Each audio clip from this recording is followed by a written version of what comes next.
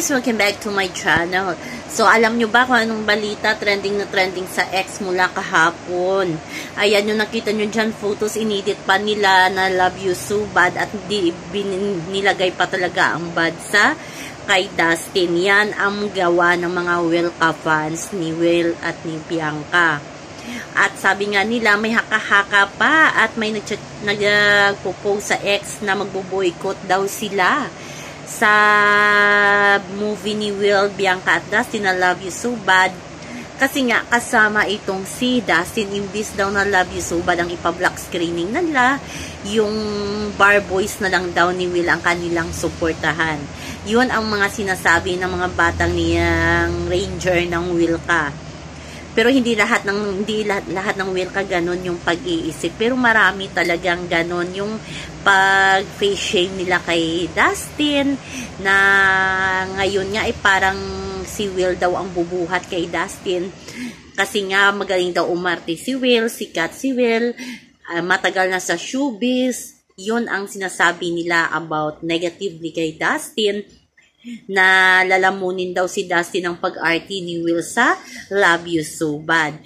Pero ito naman, kung 11 years na nga din si Will, so stay humble kasi aminin man natin at sa hindi, kung hindi pumasok si Will Ashley sa PBB, hindi siya nakilala ng ibang mga CVs, di ba?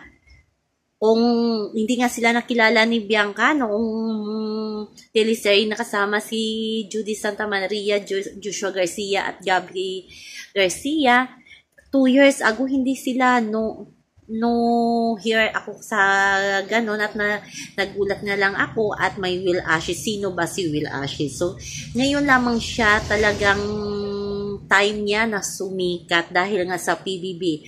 Aminin na natin, o sa hindi PBB talaga, ang malaking tulong talaga ang PBB sa isang artista o isang simpleng tao talaga, 'di ba? Kaya sana sa mga fans ni Will, hindi lahat ng fans ni Will or Wilka, kasi yung solid nga nagagalit na sa Wilka, yung solid Will nga parang may hindi sa pagkakaintindihan ng Wilka na shipper ni Will, kasi nga parang sumusubra na daw at si Will ang napapasama sa ibang tao. So sana suportahan na lang nila, sabi nga ng isang boss or staff ng ABS-CBN, lahat silang tatlo ay pangarap nila ito.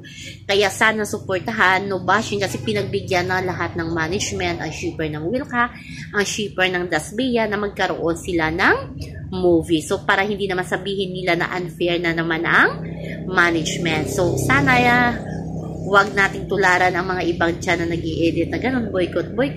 Paano yan? Si Will din ang maapektuhan sa mga ginagawa ninyo or sinasabi ninyo. So lang po guys ang ating update. Sa ngayon hanggang sa muli. Bye-bye!